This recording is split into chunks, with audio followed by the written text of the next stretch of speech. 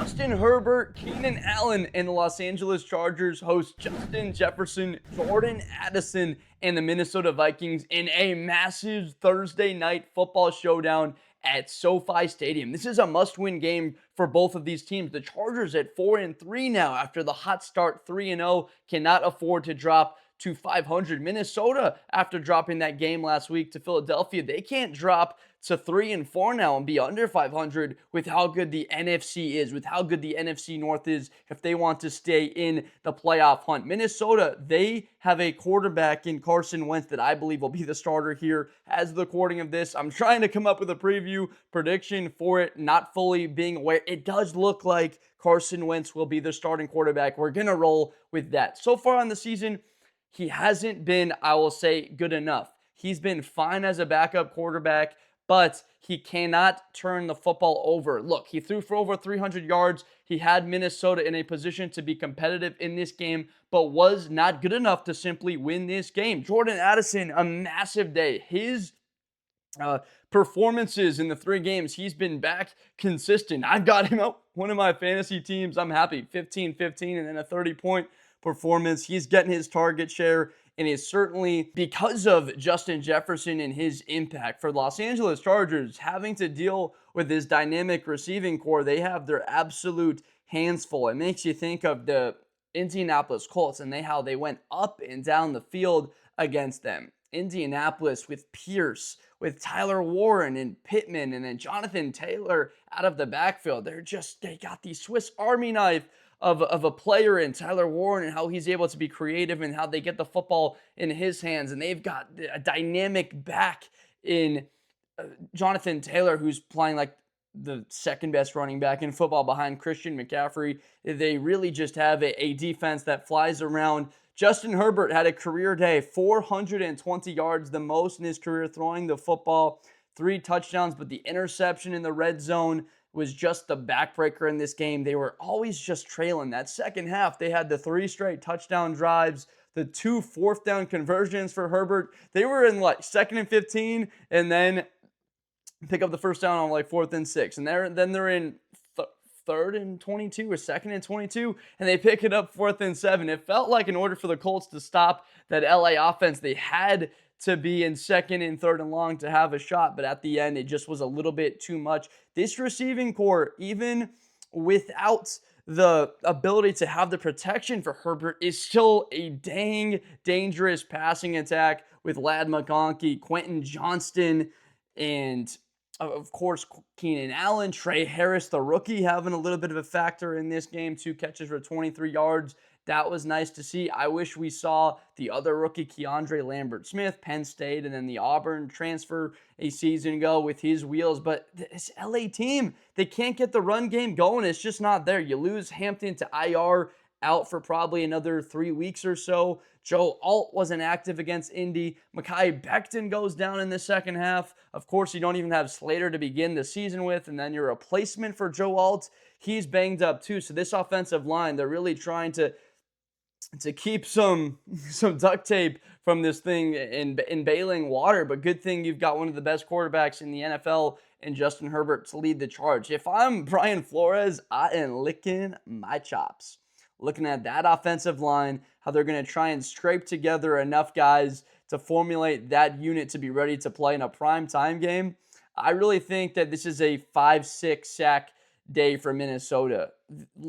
Chargers can absolutely win. And I see that being, in a sense, what did the Philadelphia Eagles do on 3rd down and 10 at the end of the game? A.J. Brown was one-on-one, immediately top of the screen. I'm like, A.J. Brown's one-on-one. I'm throwing the football out there. If it's incomplete, all right, we'll punt it. Hopefully we get a stop. It's exactly what they do. A.J. Brown with a really nice route wins, and that seals the game for them. I think that's going to be often.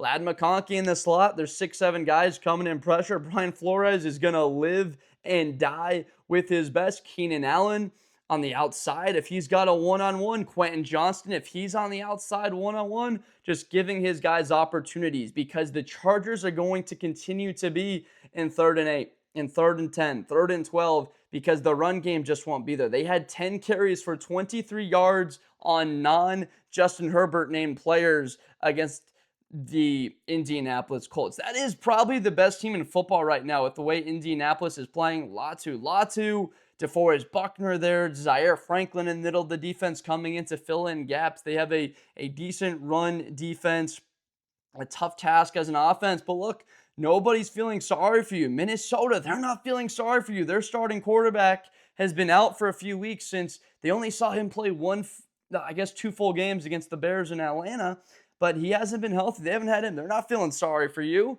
when they've had the injuries to the offensive line and they haven't been able to be a completely healthy unit. They're not feeling sorry for anybody. No team in the NFL is. My only thing is, can the Chargers win this game with Justin Herbert throwing the ball 45 times plus again? I believe it comes down to that. Is there a way that they have an extension of the run game being the short stuff once again, getting the football out of Justin Herbert's hands? If I'm Minnesota, I kind of walk up and play a bit of press man coverage. I know it's going to be very tough to do that, but if you watch the Chargers, they rely on the very quick passes. McConkey for 7. Keenan Allen out of the slot, 8 yards, and he gets 4 catch and run. Quentin Johnston uses his physicality to create separation, 9 yards. The underneath stuff, because they're trying to sort of check you down to death, and then the over-the-top deep plays. And then if they had the ground game with Hampton, they would have been able to really have that balance and then try and hit you over the top. They don't quite have that now. So if I'm Minnesota, I'm saying, hey, look, Herbert, let's see how accurate you can throw the football with the guy in your face. Okay, maybe you'll hit Johnston for a gain of 46. Maybe you can hit Lad McConkey on a deep play over the middle of the field, but can you do that 4 or 5 times? Because even if you're able to hit those, I believe that we can make a tackle and hold up in the red zone and force you to kick field goals. I see this game being not crazy high scoring and just have a bit of faith that both of these teams will play a little bit better defense in this game. Los Angeles Chargers, they got to get pressure on the quarterback. They got Khalil Mack back last week, but 1 sack, 3 tackles for loss. That's just not good enough. I thought that Indy would get more sacks, and they had only 3 sacks of Justin Herbert on the day overall.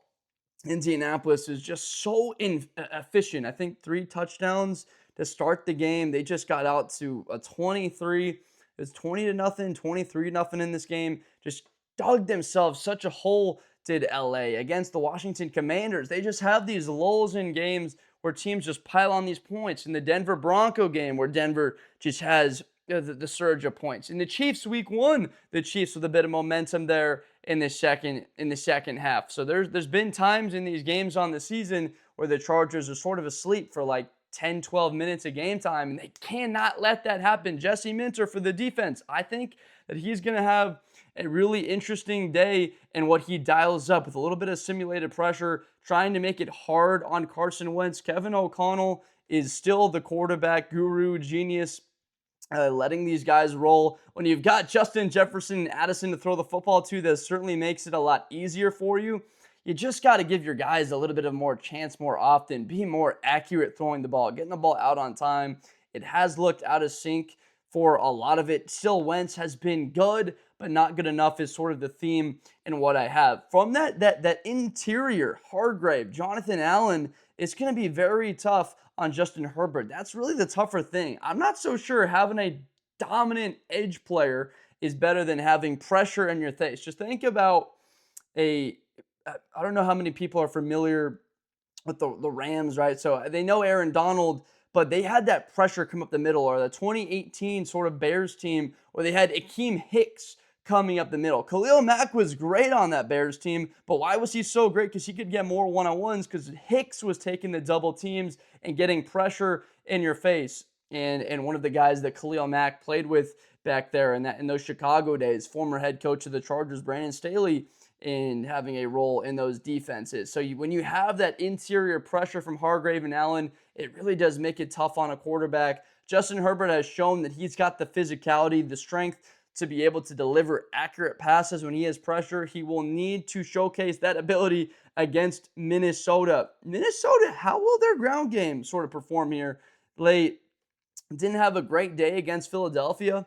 I understand there's some hard yards against that Eagles front, but again, they're banged up a little bit, not fully healthy. Jordan Mason, 15 carries for 57. They just sort of went away from the ground. When you see Carson Wentz throw the football 42 times. I went into the Eagles-Vikings game saying, whoever throws the football more will lose this game. Well, look, Carson Wentz has 43 attempts or 42 attempts, and Jalen Hurts has 23 attempts. They're almost doubling the guy up.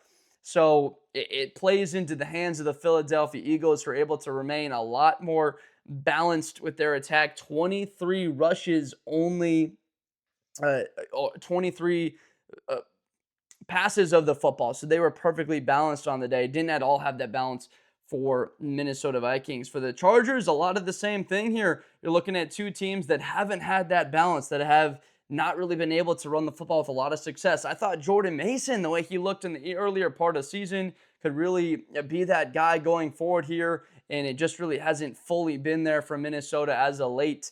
And I'm going to go with the Los Angeles Chargers. Look, I think they have a nice bounce back. They have the weapons in the receiving corps to still make the Vikings pay. I thought last week was a perfect example that even without a good offensive line that can protect Herbert, he can still navigate in the pocket and find his wide receivers. They can create separation quick enough.